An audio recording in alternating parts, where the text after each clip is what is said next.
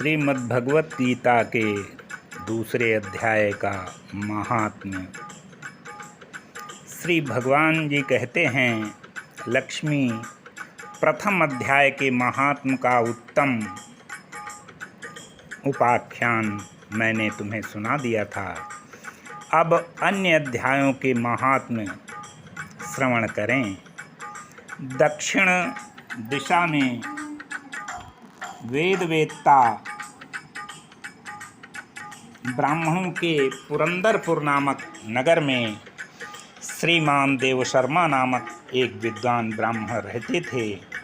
वे अतिथियों के पूजक, स्वाध्यायशील एवं वेद शास्त्रों के विशेषज्ञ, यज्ञों का अनुष्ठान करने वाले और तपस्वियों के सदा ही प्रिय थे। उन्होंने उत्तम द्रव्यों के द्वारा अग्नि में हवन करके दीर्घ काल तक देवताओं को संतृप्त किया, किंतु उन धर्मात्मा ब्राह्मणों को कभी सदा रहने वाली शांति नहीं मिली।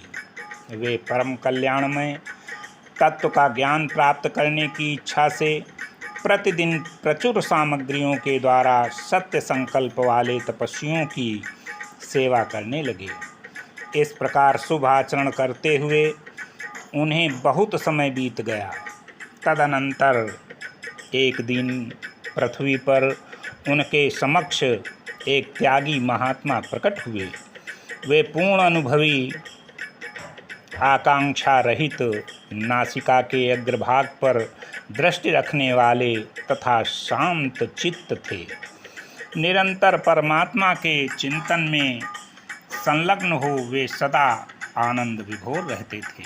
देवशर्मा ने उन नित्य संतुष्ट तपस्वियों को शुद्ध भाव से प्रणाम किया और पूछा, हे महात्मन, मुझे शांतिमयी स्थिति कैसे प्राप्त होगी? तब उन आत्मज्ञानी संत ने देवशर्मा को सौंपुर ग्राम के निवासी मित्रवान का, जो बकरियों का चरवाहा था, परिचय दिया और कहा, वही तुम्हें उपदेश देगा। ये सुनकर देवशर्मा ने महात्मा के चरणों की वंदना की और समृद्धशाली सौंपुर ग्राम में पहुंचकर उसके उत्तर भाग में एक विशाल वन देखा। उसी वन में नदी के किनारे एक शिला पर मित्रवान बैठा था। उसके नेत्र आनंदातिरेक से निश्चल हो रहे थे। वो अपलक दृष्टि से देख रहा था। वह स्थान आपस का स्वाभाविक वैर छोड़कर एकत्रित हुए परस्पर विरोधी जंतुओं से घिरा था। वहाँ उद्यान में मंद मंद वायु चल रही थी। मृगों के झुंड शांत भाव से बैठे थे और मित्रवान दया से भरी हुई आनंदमयी मनोहारिणी दृष्टि से पृथ्वी पर मानो अमृत छिड़क रहा था। इस रूप में उसे देखकर देवशर्मा का मन प्रसन्न हो गया। वे उत्सुक होकर बड़ी विनय के साथ मित्रवान के पास गए। मित्रवान ने भी अपने मस्तक को किंचित नवाकर देवशर्मा का सत्कार किया। तदनंतर विद्वान देवशर्मा अनन्य चित्त से मित्रवान के समीप गए और जब उसके ध्यान का समय समाप्त हो गया, उस समय उन्होंने अपने मन की बात पूछी। महाभाग, मैं आत्मा का ज्ञान प्राप्त करना चाहता हूँ। मेरे इस मनोरथ की पूर्ति के लिए मुझे किसी ऐसे उपाय का उपदेश दीजिए जिसके द्वारा सिद्धि प्राप्त हो जाए। जिसके द्वारा सिद्धि प्राप्त हो चुकी हो। देवशर्मा की बात सुनकर मित्रवान ने एक क्षण तक कुछ विचार किया। उसके बाद इस प्रकार कहा, विद्वान, एक समय की बात है, मैं वन के भीतर बकरियों की रक्षा कर रहा था। इतने में ही एक भयंकर व्याघ्र पर मेरी दृष्टि पड़ गई, जो मानो सबको ग्रस लेना चाहता था। मैं मृत्यु से डरता था, इसलिए व्याघ्र को आते देख बकरियों के झुंड को आगे करके वहाँ से भाग चला। किंतु एक बकरी तुरंत ही सारा भय छोड़कर नदी के किनारे उस बाघ के पास बेरोक टोक चली गई। फिर तो व्याघ्र भी द्वेष छोड़कर चुपचाप खड़ा हो गया। उसे इस अवस्था में देखकर बकरी बोली, व्याघ्र, तुम्हें तो अभीष्ट भोजन प्राप्त हुआ है, मेरे शरीर से मांस निकाल कर प्रेम पूर्वक खाओ ना। तुम इतनी देर से खड़े क्यों हो? तुम्हारे मन में मुझे खाने का विचार क्यों नहीं हो रहा है? व्याघ्र बोला, बकरी, इस स्थान पर आते ही मेरे मन से द्वेष का भाव निकल गया, भूख प्यास भी मिट गई, इसीलिए पास आने पर भी अब मैं तुझे खाना नहीं चाहता। व्याघ्र के इस प्रकार कहने पर बकरी बोली, न जाने मैं कैसे निर्भय हो गई हूँ, इसमें क्या कारण हो सकता है? यदि तुम जानते हो तो बताओ। ये सुनकर व्याघ्र ने कहा, मैं भी नहीं जानता, चलो सामने खड़े हुए इन महापुरुष से पूछें। ऐसा निश्चय करके वे दोनों वहाँ से चल दिए। उन दोनों के स्वभाव में यह विचित्र परिवर्तन देखकर मैं बहुत विस्मय में पड़ा था। इतने में ही उन्होंने मुझसे ही आकर प्रश्न किया। वहाँ वृक्ष की शाखा पर एक वानर राज रहता था। उन दोनों के साथ मैंने भी वानर राज से पूछा। विप्रवर, मेरे पूछने पर वानर राज ने आदरपूर्वक कहा, अजापाल, सुनो, इस विषय में मैं तुम्हें प्राचीन वृत्तांत सुनाता हूँ। ये सामने वन के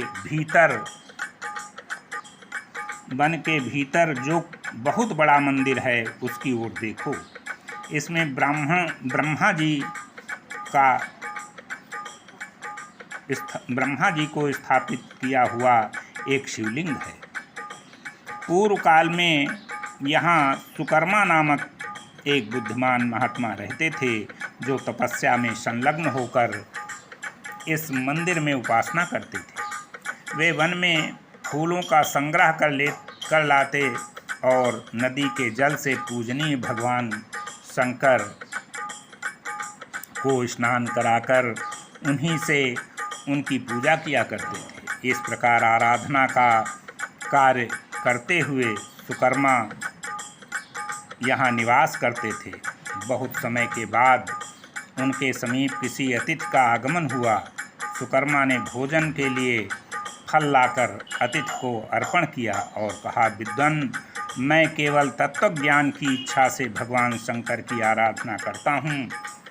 आज इस आराधना का फल परिपक्व होकर मुझे मिल गया है, क्योंकि इस समय आप जैसे महापुरुष ने मुझ पर अनुग्रह किया है।